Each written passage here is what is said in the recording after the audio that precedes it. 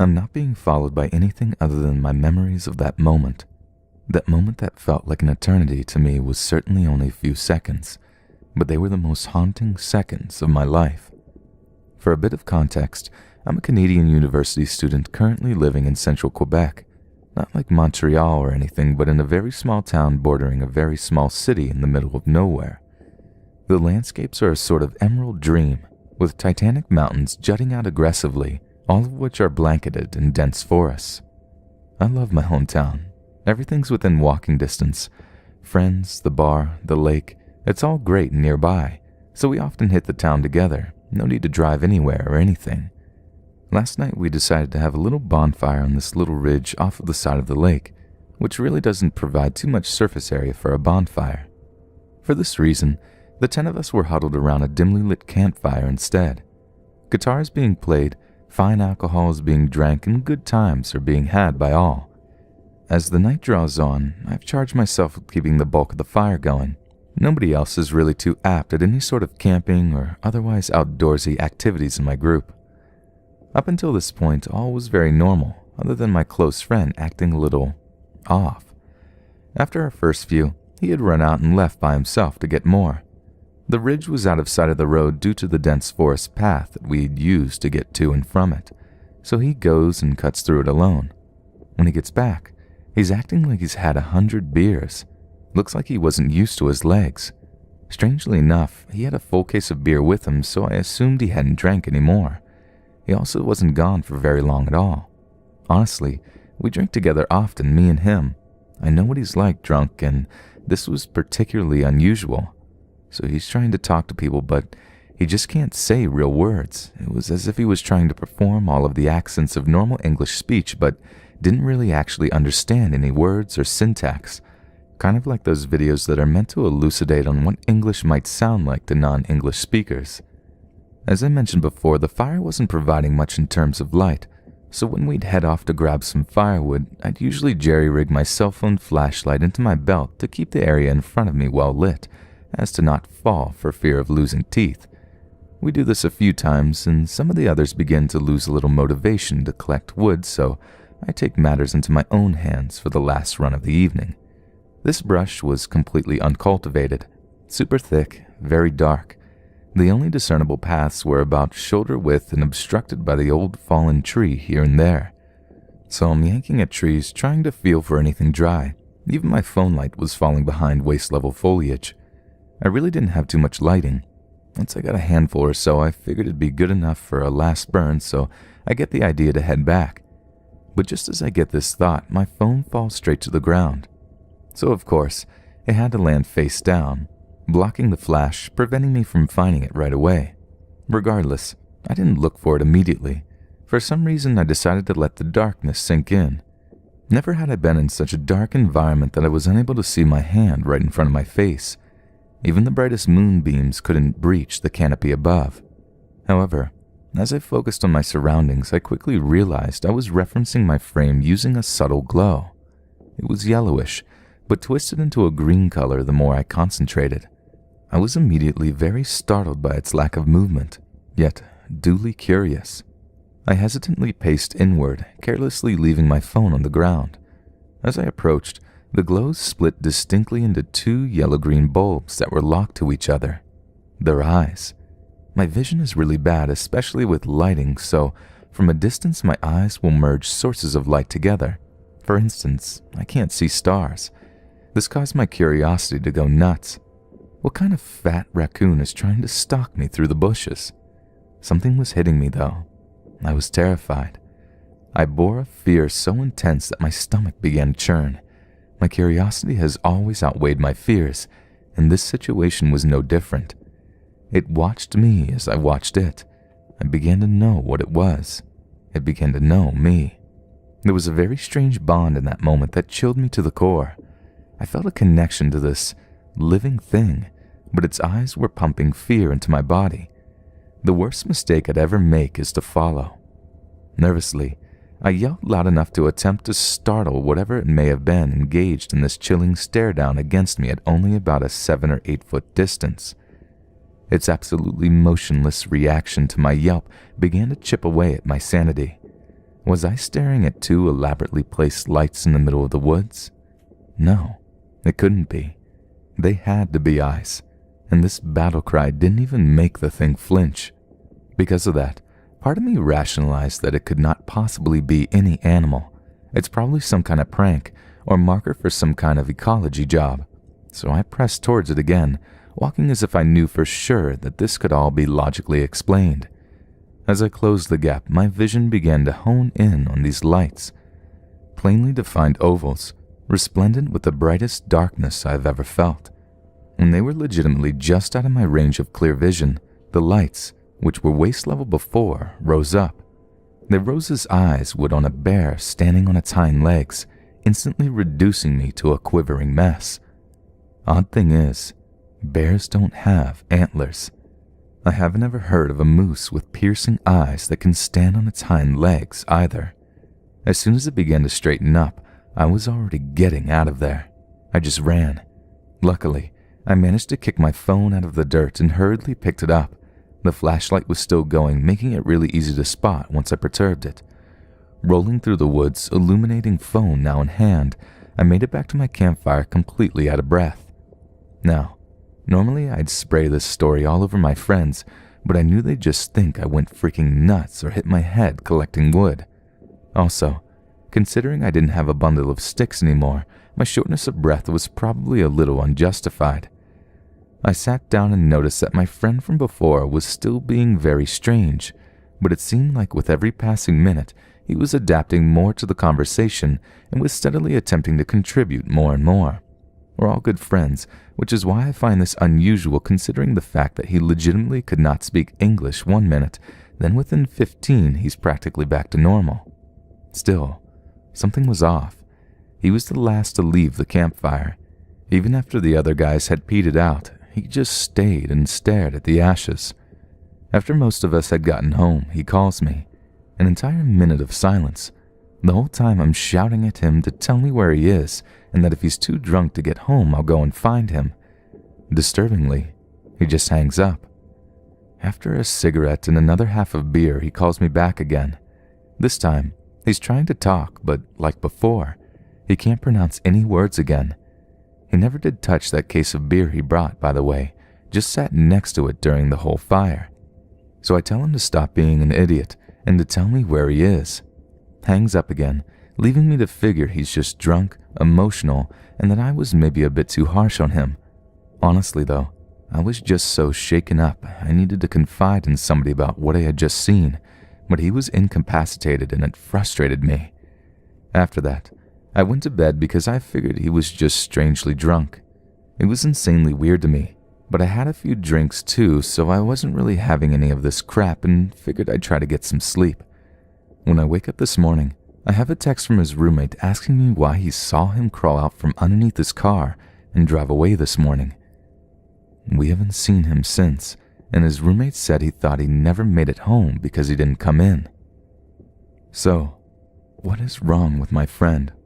I'm hoping he comes back because if he doesn't, I believe that my buddy had just got his skin and car hijacked by a Skinwalker or something.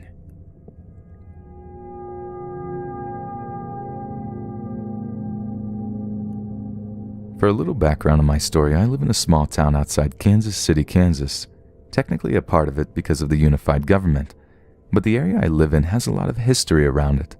There was a lot of Native American activity in the area. My house has a long driveway and is in the middle of a stand of woods. The woods have been there as long as there have been records of the area. When we first moved into our home, everything seemed pretty normal, but after living there for about a month, that's when abnormal stuff started happening. Pounding on the roof, animal scratches on our vehicles, and we started finding a lot of dead animals on the property. We even contacted Kansas state game wardens, but couldn't find any evidence of poaching or poisoning or even the animals getting hit by cars. So after about 2 years of this, my brother moves back in and brings his dog with him. One night at about 11 p.m., the dog starts whining to be let out, so I put him on the leash and walk him around the yard. Suddenly he starts trying to yank me back towards the house. Then this uneasy feeling washes over me, and I notice something that smells like rotting catfish guts mixed with dough estrus. I feel like someone was watching me, so I turn around, and down by our garage, just inside the light, I see this figure. It was about 5 feet tall, hunched over. It was very pale, almost translucent. It had small, deep-set beady eyes and a deer-like face. A sense of pure terror washed over me. I'd never been more scared of anything in my life, and to this day I've never felt that level of fear. I ran back into the house and wake up my dad and brother. They grabbed some shotguns and ran outside to check it out. All they find are some very deep scratch marks on the garage. We contacted game wardens the next day. I described what I saw and smelled, and they said it was probably a very sick deer that has contracted mange or something of the sort. Weird stuff kept happening for another 2 or 3 years. Then we had that really bad drought, and the stuff stopped occurring. So I have no idea what it was that I saw that night. I was wondering if anyone else has seen or smelled anything similar to that.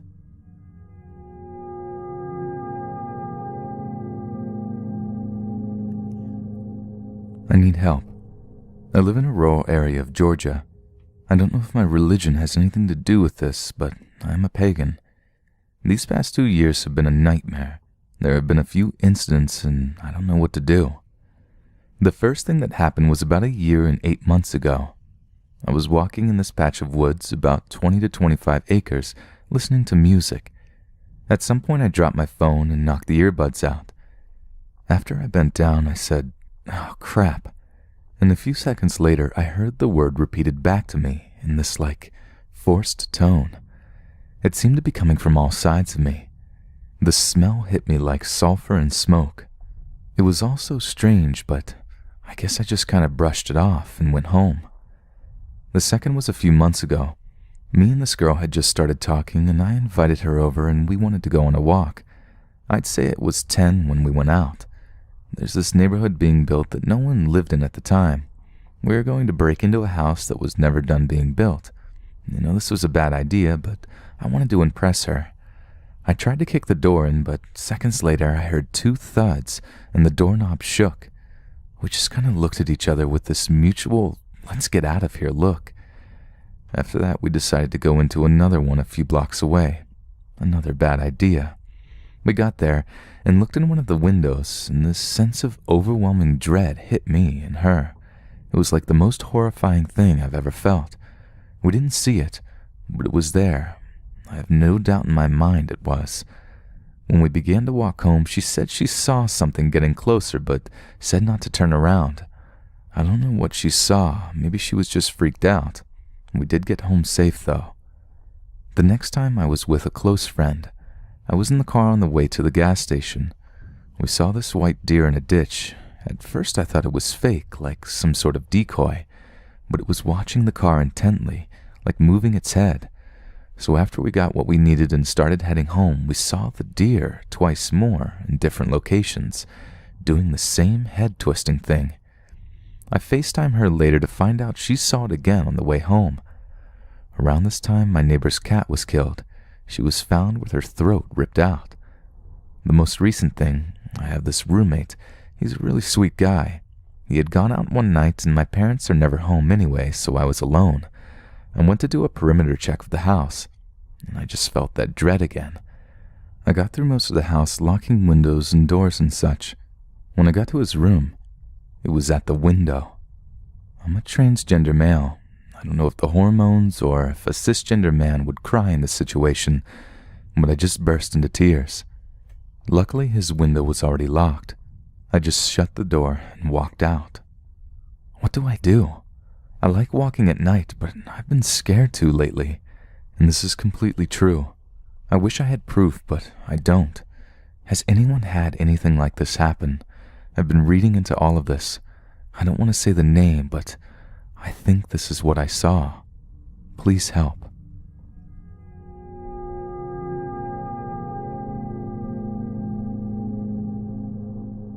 I think I just saw a Skinwalker or Wendigo.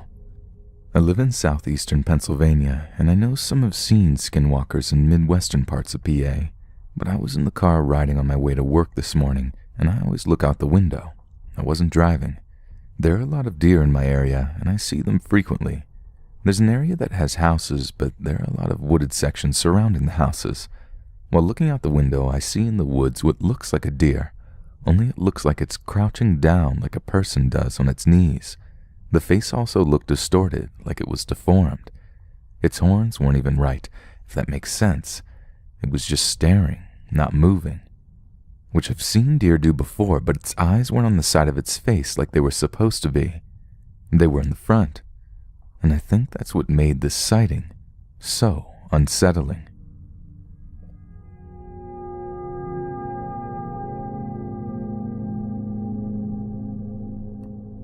My family has strong Native American Sioux roots. This happened in rural Minnesota, June 2009, and I was pretty young at the time. My dad and I were riding our horses down the trail behind his house, heading to the gate that separated his land from the state forest.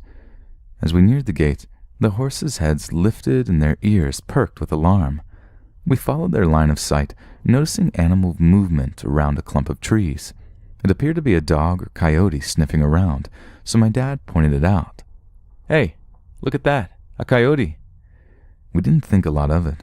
While coyotes are a neat sight, it's not really anything special for the area, and it is a standard behavior for coyotes to be fearful of humans, so we expected it to be on its merry way. Wildlife forgotten, my dad dismounted his horse and moved toward the gate to unlatch it so we could continue our ride.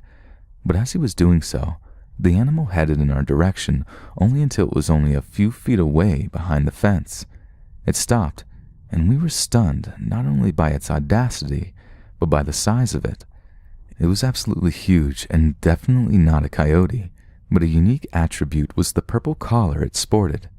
Still, we didn't see it as anything more than a weird occurrence and wrote it off as someone's large and friendly wolfish husky that had gotten loose, and my dad got back on his horse so we could go.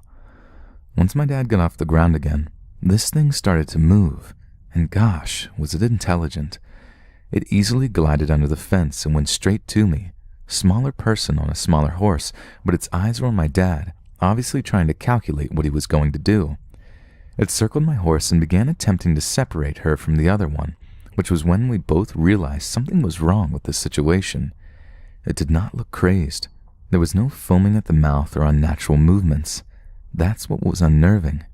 The wolf was collected and precise in everything it did. My dad, being excellent in high-pressure situations, calmly dismounted once more and looked the wolf square in the eyes and yelled at it to go away as he menacingly lunged at it. I can assure you, his voice is more than intimidating, especially when raised, yet the wolf didn't even flinch.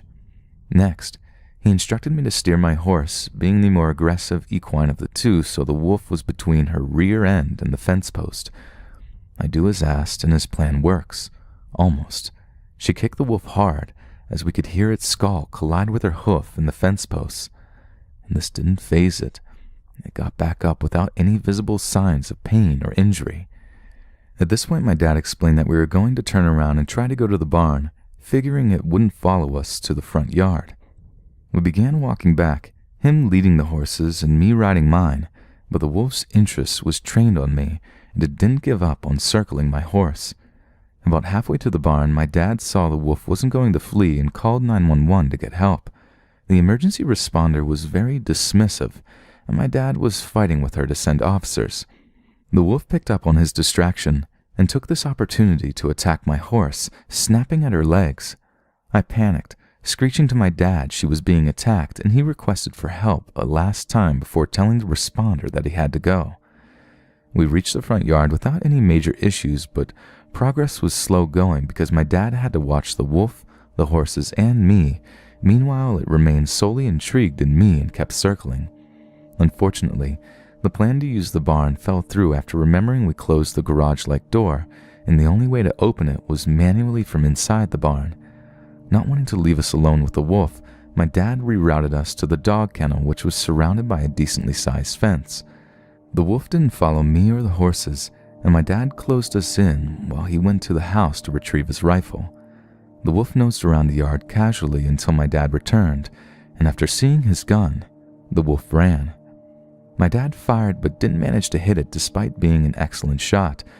Immediately, He tried to find paw prints to determine where the wolf had disappeared to, but didn't find anything, and this is when 2 police officers showed up. The officers looked downright terrified once informed of what was going on, and my dad expressed interest in looking for the wolf, to which they hesitantly agreed. They searched the property for an hour or so but didn't find anything, and they left. My dad and I got the horses calmed and we examined them for injuries. Mine had a deep gash on the back of her foreleg. The next day, I was walking on the same trail with my dad, who was carrying his rifle. We peered into one of the horse pastures, and there it is again, staring back at us blankly and unmoving. It didn't seem afraid in the least and did nothing but keep his eyes on us. I was young and stupid and scared, so I shouted, "There it is," or something similar, which spooked it. After the events of the previous day, we were both surprised I managed to frighten it enough to take off, but perhaps it had actually been afraid of the rifle. This is the only other time we have seen it. In the aftermath, my dad asked around his community to see if anyone had a pet that matched the description and checked bulletin boards assuming that someone would be searching for it considering the collar. No luck. The horse was treated, no infection or rabies, which we found quite shocking since we figured the wolf had to have been sick to go after us. Despite the inconsistencies, my dad and I decided to settle on the wolf being extremely hungry, though it wasn't thin or just plain crazy, even if it didn't look or act the part. Needless to say, subsequent trail rides were always accompanied by my dad's pistol. If it makes anyone feel better, the emergency responder got into hot water over their conduct. It took forever to send someone because my dad sounded too calm on the phone, and they needed officers present for a festival in the town at the time. My dad had a chat with the police chief, leading to the call being reviewed. Turns out the wolf could be heard attacking my horse in the background. So, what was this? Is this a skinwalker? Do skinwalkers attack? I'm not usually a believer in supernatural or paranormal, and I think of this as a freak incident, but just figured I'd write it here in case anybody else has other ideas. Additionally, if there are any wolf experts, is this behavior common? I've never heard of healthy lone wolves approaching with malicious intent, especially when the target is accompanied by a full-grown adult and 2 horses. And I've never seen a wolf or a coyote of this size.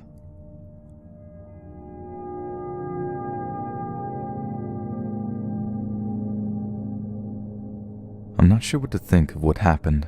I may just be overthinking things, or my sister may have just been joking with me. I figured I would share this small story here in case anyone has any insight as to what happened. However, I don't think I quite believe anything as monstrous as I suspect to be at fault. I probably just misheard. For perspective, I will tell you that I live out in the southern part of British Columbia, Canada.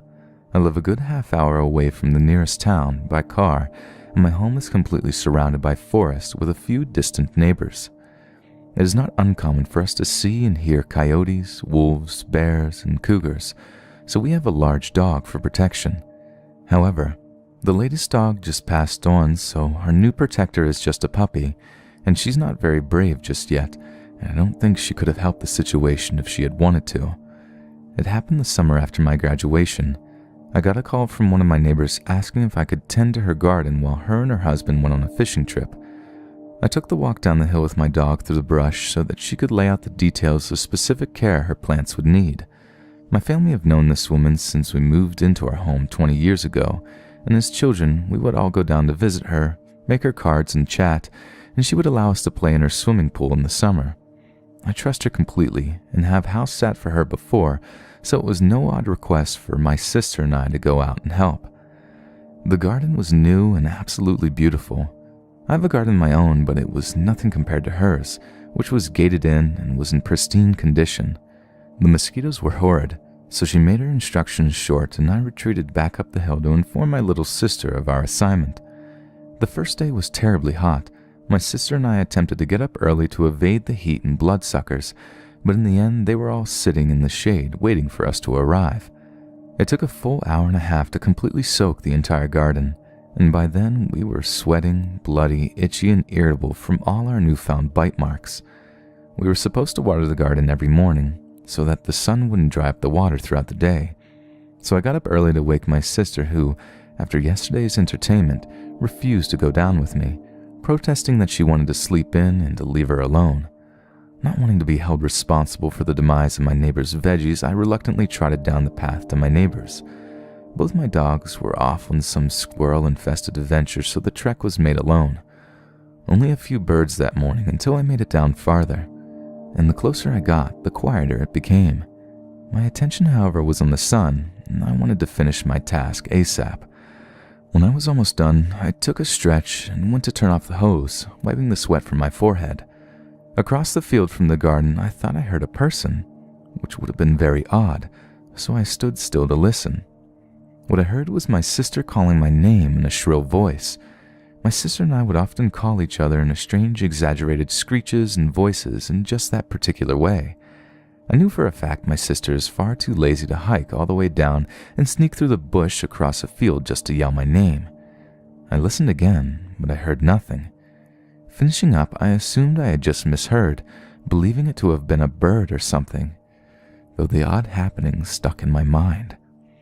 Later on, I referred the account to my sister, who laughed and joked with me that it must have been this creature her friend told her about. The creature she was referring to was called a Wendigo or Skinwalker. I honestly don't know the difference between the two, or if they are the same thing. I don't know what these creatures are or if they actually exist, but if they were to, they are supposed to live in this kind of area. I put it out of my mind anyway, not believing in such things. The next day I was with my sister tending the garden, and my dog came down to see us. I was shocked to see her paw was all bloody. Thinking she had cut herself on a piece of sheet metal, I ran with her back up to the house to see if I could clean and fix it. My sister didn't want to come up with me, so she stayed in the garden to finish up watering her part. It turned out the blood on my dog's paw was not her own, and she had simply caught an unfortunate pack rat whom she had delightedly torn to pieces. When I came back down, my sister wasn't in the garden. Confused, I began to walk to my neighbor's house when she came outside to meet me. She told me she had heard her name being called from across the field in my voice, in the same way I had heard mine. She was visibly spooked and insisted we go back up to her house and leave the garden for tomorrow. I refused and told her she could go up without me if she wanted, but I had to finish the garden. I suspected she was only kidding with me, and I was waiting for her to give up her refusal right away, like she normally would. Instead, she stayed with me, holding her arms and refusing to walk up alone. Once we finished, we both came back together for the next 3 mornings to water the garden, and no other occurrences happened. To this day, my sister claims she wasn't lying. I'm not sure if these creatures are supposed to be smart enough or talented enough to pull off stunts so specific. We had lived in the same house in the middle of the woods for our whole lives, and we can be loud and silly without fear of annoying anyone. But if someone or something had been close enough to listen, they definitely had plenty of time to do so. Also, how these occurrences only happened when we were alone